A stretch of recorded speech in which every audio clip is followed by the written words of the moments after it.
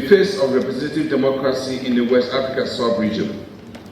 It is therefore heartwarming to see you all respond favorably to our invitation and dedicate time to join us in our pursuit of the realization of the wishes of the peoples of West Africa and a truly democratized sub-region. Before I give special recognition to our illustrious guests, permit me to give compliments to the honorable members of this Parliament for their commitment and tenacity in doing the people's job. Honorable members, it is because of the alignment with the vision of this Parliament that we can proudly boast of the continuous execution of our mandates as provided for by the text. Your commitment and dedication are therefore highly commended. Now, it is my pleasure to pay special recognition to our guests who have come to grace this solemn occasion with their presence. ECOWAS Parliament's mandate has been limiting our endeavor to deliver concrete and tangible results in certain areas. We are mindful that over 20 years since the inauguration of the first legislature, the ECOWAS Parliament has not achieved its goal of being a full-fledged legislative body. Nevertheless, this august body can be very proud of its achievements thus far. We have made sufficient advocacy for the election of members by direct universal suffrage, which we believe is vital towards giving this body more enhanced power and build our capacity to adequately exert our influence as a truly legislative body. We still believe direct election is possible, and we are very proud of the awareness we have created around it. I strongly believe that sooner rather than later, when the time is right for the first vote to be cast for ECOWAS members of Parliament, this legislature will be remembered for its invaluable role played in getting it achieved. On the regional scene, we remain very concerned over the pace at which the transitional processes are unfolding in Mali, Guinea, and Burkina Faso. We are equally worried about the proliferation of terrorist activities in the Sahel, which has resulted into the killings of innocent lives. It is expected that the President of the ECOWAS Commission, during the presentation of his report, will kindly provide detailed explanation on these issues to inform Parliament's position. Additionally, we are closely following events in Sierra Leone and Liberia as they prepare to hold presidential and legislative elections in June and October, respectively. I extol the ECOWAS Commission through its Directorate of Political Affairs and the African Union for conducting a joint technical pre-election fact-finding mission to Sierra Leone to assess the country's level of preparedness for the electioneering process. I thank the government of Sierra Leone for its commitment to upholding the principles of democratic elections and commend all stakeholders for being committed to the democratic process.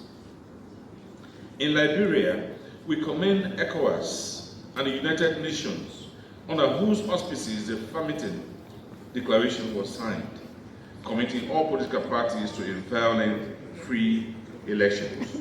Economic integration, good governance, and inclusive and sustainable development. No one, Mr. Speaker, is better placed than the ECOWAS parliamentarians to ensure the promotion and implementation of these goals at the level of member states within the framework of Vision 2050. This is why I will not cease to praise the leadership role that each of you play in promoting peace, security, democracy, the rule of law and sustainable development in your respective constituencies and our communities.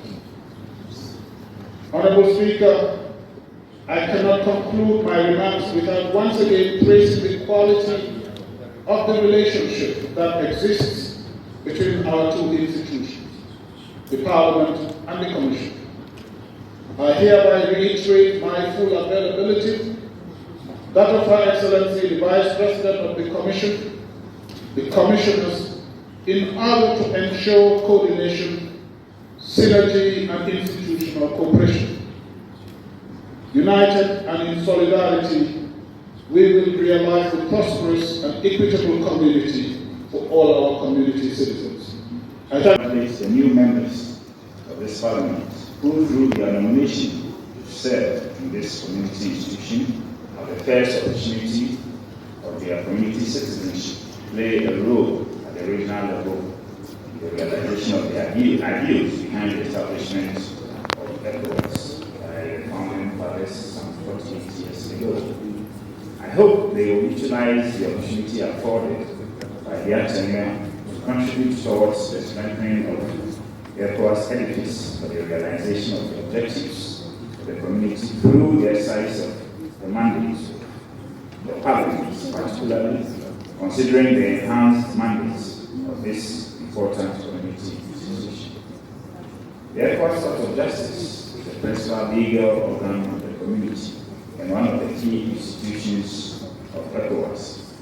It is essentially charged with ensuring the observation of law and justice, the interpretation and application of the treaties and protocols and conventions annexed thereto. It is also seized with the responsibility of settling such disputes as may be referred to it in accordance with the provisions of the treaty or between member states interstate and institutions of the community. The 2005 Supplementary Protocol on the Court, which amended the initial 1991 Protocol on the Court, granted the Court 4 clear mandates.